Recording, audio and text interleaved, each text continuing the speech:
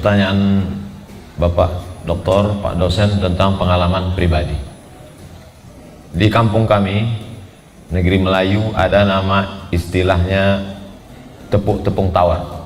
Jadi beras putih, beras kuning dengan bunga-bunga ditaburkan untuk menyambut tamu atau melepas jamaah haji.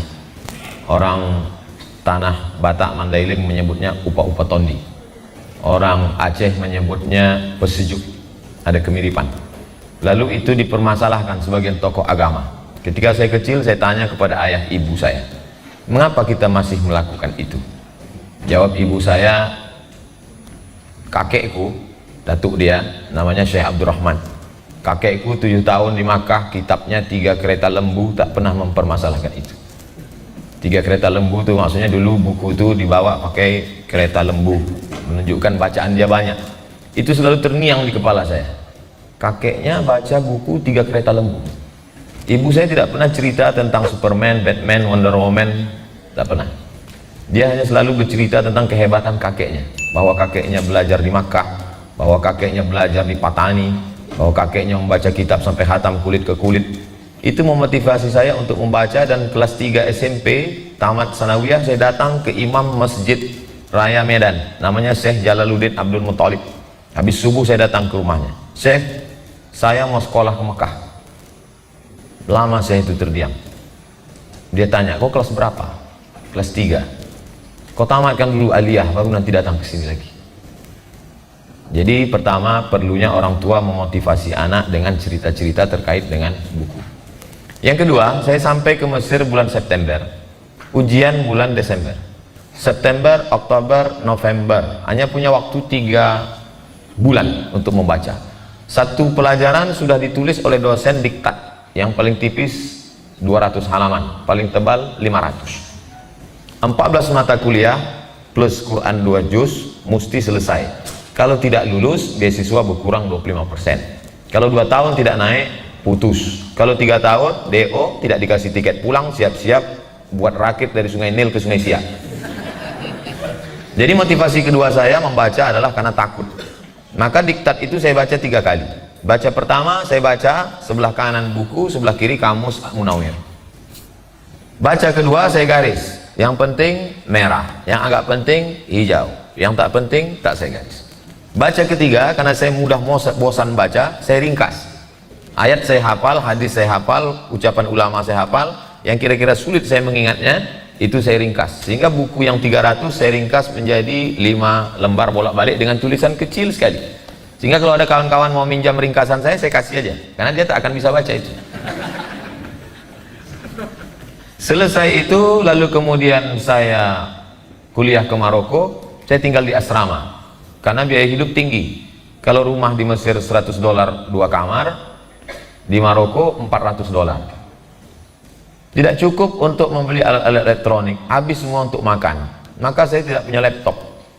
Saya baca di kampus sampai maghrib baru saya pulang. Makan siang gratis. Saya gratis-gratis ingat. Jadi habis keluar jam 12, sholat zuhur, habis itu saya baca, saya tulis. Nanti sampai ke asrama, yang saya tulis itu baru saya tulis di komputer. Ternyata manfaatnya 2 kali. Saya baca sekali, nulis sekali. Ada hikmah di balik itu semua. Di kampung, di Mesir, di Maroko. Setelah pulang, saya lama di Jakarta. Menulis buku, menterjemah buku. Saya menterjemah buku, 1 halaman itu dibayar 9.000. Jadi 1 hari saya bisa menerjemah buku 20 halaman. 1 hari 20 halaman. 1 bulan saya menerjemah buku sekitar 500 sampai 600 halaman bahasa Indonesia. Buku yang saya terjemah semuanya 40 buku. Setelah jual naskah, buku itu tidak terbit lagi. Setelah sekarang, buku itu penuh di Islamic Book Fair. Mereka cetak ulang, terjemah Abdul Somad, tapi saya tak dapat duit. Jadi penerbit itu dia simpan. Setelah saya viral, saya nggak tahu kalau saya akan jadi ustaz terkenal. Kalau tahu dulu nggak saya jual itu. Jadi saya banyak membaca ini dibuat oleh nasib. Lalu kemudian ketika menulis disertasi, saya banyak dapat buku dari kawan-kawan. Ada penulis buku bestseller Haji Backpacker. Penulisnya Dr. Agu Irawan dari Jogja. Dia menulis di FB, apa arti kemerdekaan bagi Anda? Yang bisa menjawab dikirim satu buku. Kebetulan waktu itu saya sedang makan durian di Pulau Bintan. Saya jawab, kemerdekaan adalah ketika makan durian tidak khawatir kolesterol. Dia kirim buku satu kotak. Maka hampir semua referensi tentang Syekh Hasyim Asy'ari itu dari Agung Irawan, sebagian dari Dr. Muhammad Afifuddin Dimyati Jombang, Darul Ulum. Saya menulis disertasi Syekh Muhammad Hasyim Asy'ari wa juhuduhu fi nasyris sunnah di Indonesia. Tebalnya 637 halaman. Ketika sudah selesai, orang banyak terheran-heran. Saya kira mereka heran bagaimana isinya, ternyata mereka heran kau nulisnya kapan? Padahal saya fokuskan sekian bulan, hampir setengah tahun saya fokus menulis. Kerja saya hanya membaca, menulis, sholat, membaca, menulis, sholat. Tak ada ceramah, handphone mati semua karena kondisi dan keadaan. Nah, jadi satu sisi ada motivasi orang tua, satu sisi ada kondisi keadaan. Kemudian saya kalau ngisi pengajian paling lama 60 menit sesuai yang tertulis di botol 600 ml. Gimana-mana selalu saya ulang. Lebih dari itu pertanyaan. Ada pertanyaan Bapak Ibu, silakan tulis di kertas. Kenapa saya suruh tulis di kertas? Supaya ketika kertas datang saya bisa baca. Kalau saya tahu jawabannya langsung saya jawab. Kalau saya tak tahu jawabannya saya bilang apa ini nggak berkualitas. Kalau saya tak tahu. Sehingga ketika diupload di internet orang heran, Ustadz tahu segalanya ya. Dia tak tahu bahwa banyak yang saya tak tahu tidak diupload. Tapi begitu pulang, itu kertas saya buka balik, saya baca lagi. Maka saya katakan, yang tidak bisa saya jawab di sini, saya akan bawa pulang. Nanti videonya akan kami kirimkan. Jangan lupa tonton, subscribe, like, and share. Jadi kita tertuntut terus untuk membaca. Ketika kita pulang ke kampung, membawa 2 ijazah, LC di kiri, MA di kanan.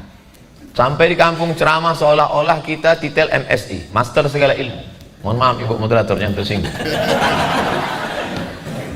Tapi ketika selesai ceramah ada seorang di kampung bertanya, Ustadz, kami tradisi di kampung ini kalau ada orang meninggal itu sholat yang tinggal dulu kami bayar pakai beras. Apa hukumnya? Sebetulnya kalau kita mau menyelesaikan itu dengan cara yang singkat, mudah saja. Itu tidak ada dalam Quran dan Sunnah. Bid'ah wa kullu bid'atin dhalalah wa kullu dhalalatin finnar. Selesai itu masalah. Jamaah kalau udah kita bentak dia takut, lupa dia. Itu cara untuk menutupi kalau kita tidak tahu. Tapi saya bukan ustadz model itu. Assalamualaikum warahmatullahi wabarakatuh. Terima kasih kepada panitia dan kesempatan. Saya hari ini Pak Bagian Negara. Saya adalah Undang Malaikat, tapi tidak di sini. Karena begitu saya tahu ada acara ini, karena dulu rasanya ini pioneer prodi pendidikan agama Islam. Saya mengadakan di sana. Ini rasanya bertanggung jawab apa yang terjadi antara visi saya dan insya Allah kalau kata saya tidak akan sama. Sekarang jalannya sebentar, tapi nanti saya di sana luar biasa. Ramai kan? Itu saya berharap jangan sampai meninggalkan PJ ini. 50 tahun saya di sini sejak berdiri, dan kami dulu pertamanya itu semua harus paham bahwa dulu namanya pertamanya FKI cara dari itu, dan setelah itu IKIP diberi kesempatan untuk tulis sendiri. Sekarang menjadi bapak dulu setelah universitas, karena tanggung jawabnya begitu besar, kemampuannya terbatas, maka sekarang yang justru core-nya yang pendidikan itu yang rasanya memprihatinkan. Jadi tadi ada acara tenang lagi dengan saya tahu, mudah-mudahan izin saya dapat kesempatan langsung. Jadi kalau tadi ada yang bertanya Pak, maka saya bertanya. Tapi nggak ada niat satu di antara 4 kami ingin bertanya dari hati. Saya dibesarkan, tadi nggak dikasih pada suami, tapi saya terima kasih sendiri. Terima kasih. Saya Pak pertamanya dari SD, Pak, tahun 54, 12 tahun. Dulu kami tamat SD, bisa masuk SDB, istilahnya sekolah B. Dengan harapannya setelah 4 tahun bisa jadi jurusan yang dulu dikasih kesempatan untuk masuk SGA, Pak, sekolah guru A. Itu asramanya di Padang Panjang, Pak, khas Belanda. Kita tahu bahwa Belanda ini sepertinya beda dengan Inggris, Pak. Dia nggak begitu ikhlas gitu kalau daerah jajahannya itu menjadi pintar. Kalau Inggris nggak, sampai sekarang masih bersahabat ya, bapak-bapak Indonesia dan lain-lain. Tapi namun begitu, saya masih sampai saat ini meyakini, Pak, sejak apapun memang menurut Tuhan Yesus, tiap apapun ciptaannya ada jeleknya, negatifnya, tetapi juga ada baiknya. Tergantung kita mengambil hikmah. Nah, kami pernah punya rektor perempuan juga, Pak. Tapi yang pertama selalu berpesan, silakan masuknya apa saja, istilahnya yang kita kenal banyak itu ubi, Pak. Tetapi luarnya mesti apa kira-kira mesti kentang. Jadi bisa dinikmati oleh semua. Rasanya nggak ada makanan bukan kentang ya, makan ubi itu ada. Jadi jujur aku adalah saya berharap hari ini kedatangan Pak Solat ke sini yang kita tahu siapa beliau melalui TV One gitu ya Pak ya. Mudah-mudahan membawa perubahan besar kali ini. Saya tetap mimpi Pak yang namanya UNJ ini tetap menjadi LPDK. Karena janji Bappenas UNJ ini core-nya adalah pendidikan. Karena saya pahami dari SGB sampai dengan hari ini Pak, nama pendidikan itu fungsi utamanya adalah upaya manusia memuliakan manusia, bukan memanusiakan manusia. Jadi ada kata mulia di situ. Nah, mungkin kesempatan hari ini Pak, saya minta mumpung keberadaan Bapak di sini. Barangkali sebagai pengantar Bapak bisa paham gimana risaunya saya Pak untuk meninggalkan PJJ setelah 50 tahun. Dan ini ada Mudeka di sini dan tadinya juga pernah mahasiswa saya yang mulia. Karena alih generasi ini kadang-kadang gitu Pak, pesan itu tidak sampai berkelanjutan. Karena sampai hari ini kita rasanya yang saya dapat dari guru ngaji kampung saya di rumah. Karena Rasulullah kita kan sudah lama sekali, tapi pesan beliau itu kan sepanjang masa Pak, dunia akhirat. Nah, bagaimana Pak kira-kira tipsnya dari Bapak? Bagaimana Pak LPTK ini, UNJ ini punya fungsi Pak yang juga sepanjang masa bisa abadi? Kami tetap akan berjuang Pak, bahwa pendidikan ini UNJ core-nya adalah pendidikan. Apapun yang terjadi tetap mempunyai fungsi utama adalah pendidikan. Karena janji Bappenas ini dijadikan perluasan mandat, bukan ganti nama sekedar begitu, tapi hanya perluasan mandat. Core-nya tidak berubah.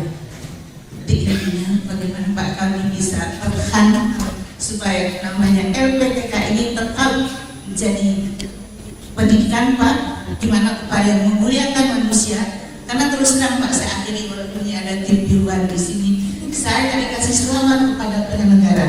Kok Anda bisa masuk ke kampus kami?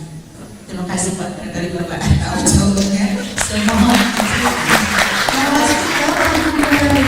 ya. Baiknya langsung saja, mungkin yang dua lagi nanti tidak ditujukan ke saya. Baik. Waalaikumsalam warahmatullahi wabarakatuh. Amat sangat terhormat posisi saya hari ini mendapat sambutan dari Ibu dengan pengalaman yang luar biasa. Bak kata pepatah orang Melayu, sedang tempat jatuh lagi dikenang, apatah lagi berulang mandi. Artinya Ibu 50 tahun setengah abad di sini, setengah umur saya 24. Artinya saya tidak menjawab, hanya sekedar apa yang saya tahu saja, bahwa pendidikan ini tak lepas dari tiga. Yang pertama, anak didiknya. Insya Allah anak didiknya kami berempat ini insya Allah mampulah membangkitkan semangat mereka insya Allah. Gimana adik-adik? Semangat ya? Dari bunyinya nampaknya kami gagal.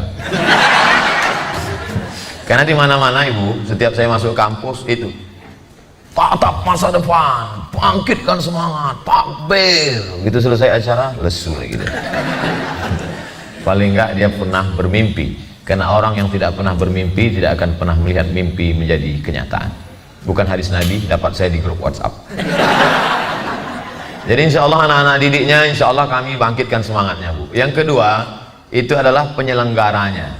Kalau tingkat bawah dari mulai TK Al-Quran, SD, SMP, SMP IT, madrasah, pondok, sampailah civitas akademika, universitas. Tentu universitas harus bergantung pada pihak yang ketiga, yaitu pemerintah.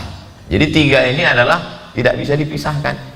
Maka pemerintah harus ada support dana. Saya ingat, saya dulu pernah juga kuliah 2 semester di UKM, Universiti Kebangsaan Malaysia. 2 semester, habis itu saya pindah ke Maroko karena uang kuliahnya saya ngutang, nggak bayar. Habis itu saya pindah ke Maroko, dapat beasiswa. Kemarin saya diundang ke UKM, saya bilang saya nggak tamat di UKM. Kata mereka ada peraturan baru, 4 hari belajar sudah dianggap alumni. Jadi saya sudah dianggap alumni UKM. Jadi waktu itu saya di UKM itu 2003. Saya di UKM 2003, 17 tahun yang lalu. Itu gaji dosen, gaji pokoknya 7.000 ringgit kali 3.000 rupiah, 21 juta. Sedangkan saya golongan 3D, gaji pokok 2,5, uang tunjang, uang sikut, uang tanduk, uang sundul semua 5 juta. Nah, itu dulu. Sekarang saya sudah keluar dari PNS, bukan karena gaji itu, tidak, tapi karena satu dan lain hal. Artinya memang 20% kita berharap acara ini diliput di dunia dan di akhirat insya Allah, supaya yang menonton acara ini pihak-pihak yang, tapi Bu, saya satu sisi ada positifnya kehadiran kami, tapi di beberapa tempat yang saya hadir itu habis saya pulang tempat itu diperiksa loh, Bu. Mudah-mudahan UNJ tidak insya Allah, karena kami rame-rame. Karena kita tak ada niat apa-apa, tidak ada macam-macam. Yang penting bahwa dengan ini bagi adik-adik bangkit semangat, dosen-dosennya terus bersemangat, dan cita-cita ibu insya Allah didengarkan oleh, apalagi hadir bersama kita Pak DPD. Tolong Bapak sampaikan nih Pak ke atas, karena kalau tidak Bapak akan ditanya malaikat nanti. Saya yakin dan percaya 3 unsur ini yang akan membangkitkan sehingga cita-cita ibu dan cita-cita kita semua, karena kita semua adalah guru, digugu dan ditiru apapun namanya. Di Malaysia namanya pensyarah, pensyarah karena dia mensyarah, menjelaskan. Di tempat kita namanya dosen. Saya lama mencari arti dosen itu nggak ketemu, lama-lama baru saya dapat dosen, rupanya artinya gajinya 2 sen. Tapi insya Allah setelah ini akan ada kebaikan-kebaikan di depan. Karena dulu ketika Nabi Muhammad SAW para perang Badar, saat tidak ada miskin, susah, semua harta tinggal di Makkah. Ketika perang Badar itu menang, Nabi tidak minta tebusan itu untuk dibayar dengan uang, tapi orang kafir musyrik yang tertawan bisa ditebus dengan mengajar 10 anak Ansor tulis baca. Jadi waktu di zaman Nabi, ada yang lebih mahal daripada materi, ada yang lebih mahal daripada harta, adalah ilmu pengetahuan. Dan dalam literatur bangsa kita sebelum Islam datang, ketika dulu masyarakat Hindu dan Buddha, yang paling dimuliakan adalah orang-orang yang bisa tulis baca, karena mereka itulah yang mencerdaskan masyarakat saat itu. Maka pada saat ini, kalau mau dilihat local wisdom masa lalu bangsa kita, baik kembali ke agama ataupun ke pesan sosial lokal, maka kita mestinya tetap memuliakan guru, karena gurulah yang mampu memanusiakan manusia. Terima kasih. Terima kasih buat semua penanya. Ada 5 pertanyaan. Pertama, Az-Zahra. Madrasah Az-Zahra kenapa sulit terwujud? Kita perlu pahami keadaan ekonomi, sosial, politik pada zaman Badi'uz Zaman Said Nursi. Dia punya ide-ide brilian, tapi tidak semudah membalikkan tapak tangan. Kita tahu beliau sendiri bersikap sebagai oposisi. Semua penguasa yang batil, yang sekuler, yang liberal, yang kafir, yang tak peduli pada Islam, maka pasti akan membenci ide-ide brilian beliau. Kita tahu jangan di zaman sekarang, jangankan untuk membuat satu universitas baru yang dibuat oleh tokoh kontroversial atau tokoh yang tidak disukai penguasa, sedangkan sekolah yang didirikan bupati yang lama saja belum tentu mau dilanjutkan bupati yang baru. Kenapa? Karena itu membawa nama, bukan membawa ide. Nanti orang akan, itu kan Said Nursi. Tapi jangan lupa, ide-ide Said Nursi itu tetap dikembangkan orang sampai sekarang. Saya bulan Januari yang lalu ke Turki, berkunjung ke satu lembaga pendidikan. Lalu kemudian pas mau pulang bertemu lagi dengan salah seorang tokoh pendidikan. Apa kata dia? Ustadz Somad kirim anak-anak Indonesia yang mau menghafal Quran, yang mau belajar Islam. Artinya apa? Tidak terwujud dalam bentuk nyata dengan nama beliau, tapi ide-idenya sampai hari ini masih tetap eksis, dilaksanakan oleh di Turki, baik dilakukan oleh lembaga formal maupun non formal. Jadi jangan katakan cita-citanya tidak tercapai. Justru ide-ide brilian yang ada hari ini mendirikan universitas-universitas Islam yang mengkombinasikan antara sains dengan ilmu pengetahuan, integrated kurikulum, itulah ide besar dari Badi'uz Zaman Said Nursi. Cita-citanya tercapai, ide-idenya terwujud, Allah yang mewujudkan itu. Karena yang memberikan ilham itu Allah, yang mewujudkan juga Allah dari hati seorang hamba yang suci dan bersih. Dua, kenapa dalam Bismillahirrahmanirrahim itu ada fikir, ada zikir, ada syukur? Pertama, orang yang bisa mengakui Allah hanya orang yang berfikir. Alladzina yadhkurunallaha qiyaman. Orang yang mengingat Allah tegak, wa qu'udan, duduk, wa ala junubihim, berbaring. Siapa itu yang bisa menyebut nama Allah? Baca pangkal ayatnya. Inna fi khalqis samawati wal ardi. Orang yang memikirkan penciptaan langit, penciptaan bumi, waqtilafil laili wan nahar, perputaran siang dan malam, la ayat. Ini adalah ayat-ayat. Itu yang disebut dengan ayat-ayat kauniyah. Bukan ayat kursi, bukan ayat Al-Fatihah. Itu ayat bagi orang yang sudah beriman. Adapun orang yang tidak percaya, bagaimana dia mau merenungkan ayat kursi? Dia sendiri tak percaya pada ayat kursi. Tapi begitu dia berpikir tentang langit, siapa yang menciptakan langit dengan segala keindahannya? Ini matahari, ini bumi. Tidak mungkin bumi menabrak matahari, tidak mungkin bulan menabrak bumi. Bagaimana bisa berjalan dengan garis edarnya yang indah? Maka saat itu dia akan berkata, pastilah ada Tuhan. Tapi dia tidak tahu nama Tuhan itu apa. Makanya Einstein berkata, dunia ini pasti diatur oleh Tuhan, tapi tak tahu Tuhan itu entah siapa namanya. Maka datanglah Nabi menjelaskan yang abstrak. Secara umum Tuhan bisa ditangkap dengan akal, tapi secara detailnya Nabi yang menjelaskan. Memang betul ada Tuhan, namanya siapa? Ya Rahman, Ya Rahim, Ya Malik, Ya Kudus, Ya Salam, Ya Mu'min, Ya Muhaimin, Ya Aziz, Ya Jabbar. Tentang Allah, tentang sifat Allah, tentang perbuatan Allah, tentang asma Allah, itu semua dijelaskan oleh Nabi. Maka dalam bismillah ada fikir. Orang yang berfikirlah yang mampu berzikir. Setelah fikir baru meningkat ke zikir. Berfikir, setelah dia berfikir, siapa yang menciptakan alam? Apa mungkin dia terwujud dengan sendirinya? Aku ini datang dari mana? Sedang di mana? Mau kemana? Mau bawa apa? Itu salah satu jawaban Risalah Nur. Risalah Nur Badi'uz Zaman Said Nursi untuk menjawab 5 pertanyaan itu. Aku ini dari mana? Mau kemana? Sedang di mana? Bawa apa? Tercipta dari apa? Maka dijawab itu melalui Al-Quran, dijelaskan oleh hamba Allah. Afala yatadabbaruna Al-Quran. Setelah berfikir, takut dia, lalu kemudian berzikir. Setelah itu barulah datang syukurnya kepada Allah Subhanahu wa taala.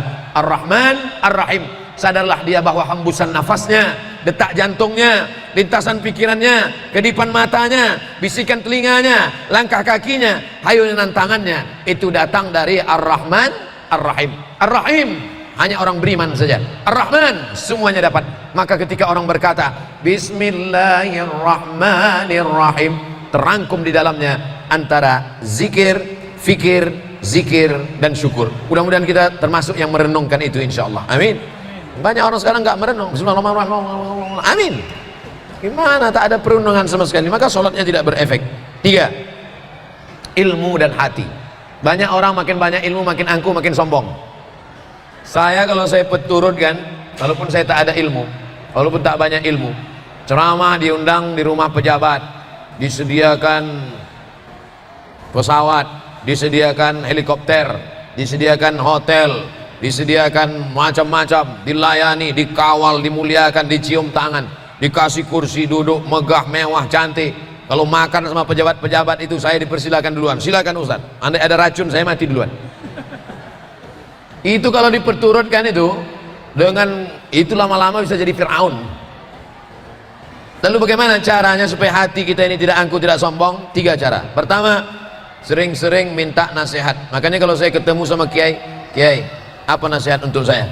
Ketemu sama Habib, Habib, apa nasihat untuk saya? Ketemu sama Ustadz, Ustadz, apa nasihat untuk saya? Jangan malu minta nasihat. Minta nasihat, jangan minta nasi. Minta nasihat. 2, pergi ke kampung-kampung. Pergi ke kampung pedalaman yang nggak ada signal, yang kira-kira orang nggak kenal. Pergi ke kampung pedalaman, nggak ada signal, lewat di tepi sungai, orang sedang nyuci ikan, mancing, saya angkat tangan, Pak, dia diam aja. Dalam hati, baru kau tahu kan, orang nggak kenal kan. Nah, oleh sebab itu maka menyadarkan diri. Adik-adik mana tahu nanti kuliah berhasil S1, S2, S3, hebat, dikenal orang, populer. Bagaimana cara menghinakan diri? Masuk ke WC, kau cari masjid surau di kampung yang WC-nya kotor, jorok, bawa brus. Disinilah tempat kau. Tapi kita aja berdua, jangan streaming. Pasang kamera, hai guys, kita ini nggak ada apa-apanya. Nah itu. Yang ketiga, sering-sering lihat orang mati. Saya usahakan dalam sebulan itu paling nggak sekali nih orang mati. Tapi kalau nggak ada orang mati, jangan paksakan mesti ada yang mati. Sering-sering lihat orang mati, buka penutup wajahnya, cium, antar ke liang kubur, lihat. Kalau diizinkan keluarganya, boleh saya masuk ke dalam? Boleh, masuk ke dalam. Sambut, letakkan jenazah. Hadapkan orang meninggal dunia, mana arah kiblat? Sana, arahkan, kepala di kiri, kaki di kanan. Arah kiblat, arah kiblat, arah kiblat, kepala di kanan, kaki di kiri. Arah kiblat, ini kiblat, kiblat ke sana, kepala di sini, kaki di sini. Ciumkan hidung nih, dibuka penutup wajah, diciumkan hidung ini ke tanah. Harus ketemu hidungnya dengan tanah, tempel. Pernah ngelihat kubur orang kelilingnya keramik, marmer? Gak ada, mesti ketemu hidung ini dengan tanah. Begitulah akhirnya kau akan menjadi cacing tanah. Saat itu kita sadari, maka ilmu yang tinggi belum tentu menjamil hati yang rendah. Rendahkan hati, banyak minta nasihat, pergi ke kampung-kampung, dan sering melihat menanam mengubur orang mati. 4. Pertanyaannya, apakah sholat bisa diqadha? Sholat yang lewat, yang lalu bukan bisa diqadha, wajib diqadha. Bukan bisa. Kalau pertanyaannya bisa tadi, jawaban saya bisa, nggak bisa, bukan itu. Sholat yang tinggal-tinggal dulu wajib diqadha. Tapi jangan gara-gara ini besok semuanya cuti. Kemana? Qadha. Kan itu maksudnya. Setiap satu sholat selesai qadha. Nanti habis sholat maghrib qadha. Usolli, yang pakai usolli fardal maghribi 3 raka'atin qadha'an, qadha. Habis isya qadha lagi. Usolli fardal isya'i 4 raka'atin qadha'an. Habis subuh besok qadha. Tapi jangan di qadha di masjid. Nanti disangka orang aliran sesat, ada ba'diyah subuh. Di rumah, usolli fardal subhi raka'ataini qadha'an. Selama berapa lama? Berapa banyak sholat yang kau tinggalkan dulu sebelum hijrah? Sepakat 4 mazhab. Paling tua Hanafi, nomor 2 Maliki, nomor 3 Syafi'i, nomor 4 Hambali. 4 mazhab sepakat sholat yang lama-lama dulu yang tinggal wajib diqadha. Tapi kata ustadz kami nggak perlu diqadha, istighfar aja selesai. Astagfirullah, selesai. Ibnu Taimiyah. Bukan 4 mazhab. Pertanyaan terakhir yang kelima, bagaimana supaya hati kita mudah berbuat baik? Ar-rahimuna yarhamuhumur rahman, irhamu man fil ardi yarhamukum man fis sama. Banyak-banyaklah kamu berkasih sayang kepada makhluk Allah di bumi, maka makhluk di langit, malaikat-malaikat akan menurunkan, memohonkan kasih sayang untukmu. Man la yarham la yurham. Siapa yang tak ada rasa kasih sayang dalam hatinya, maka Allah tidak akan berkasih sayang kepada dia. Seorang wanita tunasusila, nakal, jahat, brengsek, gak benar, melihat seekor anjing kehausan menjulurkan lidah, diambilnya sepatu botnya, dimasukkannya ke dalam sumur, mengambil air, diberikannya ke seekor anjing. Perempuannya kotor, tempat airnya kotor, anjingnya kotor, 3 makhluk yang kotor, tapi justru diampunkan Allah dia. Kenapa? Karena masih ada rasa kasih sayang. Sebaliknya ada hadis yang lain, perempuannya baik, kucing baik, tapi ternyata dia tahan makanan, makanannya baik. Perempuannya baik, makanannya baik, kucingnya baik, masuk neraka. Gara-gara apa? Gara-gara tak ada rasa kasih sayang dalam hati. Tapi jangan gara-gara hadis ini pulang dari sini semuanya beli anjing. Karena cerita ini yang diambil itu bukan miara anjingnya, yang diambil adalah rasa kasih sayang. Ini umat ini kadang kalau ngaji kehilangan makna substansinya. Yang diambilnya dulu makna sampingan-sampingannya, bukan itu. Malah salah memelihara anjing tidak berlaku lagi bagi umat Muhammad SAW. Karena cerita ini Bani Israel sebelum datangnya Nabi Muhammad SAW. Substansi dari makna memberi minum anjing adalah kasih sayang. Man la yarham la yurham. Siapa yang tak ada kasih sayang dalam hatinya, maka Allah tidak akan memberikan kasih sayang kepada dia. La yudkhilal jannata ahadakum amaluhu. Kamu masuk surga bukan karena amalmu, Kau masuk surga bukan karena tahajudmu, kau masuk surga bukan karena duamu, kau masuk surga bukan karena puasa sunatmu. Lalu masuk surga karena apa? Karena rahmat Allah subhanahu wa ta'ala. Tapi jangan dibalik, nanti pulang dari sini kau nggak sholat maghrib, kita masuk surga bukan karena sholat maghrib kita. Sholat itu untuk menurunkan rahmat Allah, karena dalam sholat kita minta rahmat Allah. Bismillahirrahmanirrahim, minta rahmat Allah. Duduk antara dua sujud, Rabbil firli warhamni, rahmati aku ya Allah. Maka semua ibadah kita itu bukan untuk membeli surga, tapi semua ibadah kita itu adalah untuk menjolok, untuk menurunkan rahmat Allah subhanahu wa ta'ala. Itulah 5 pertanyaan. Terima kasih, mohon maaf. Wassalamualaikum warahmatullahi wabarakatuh.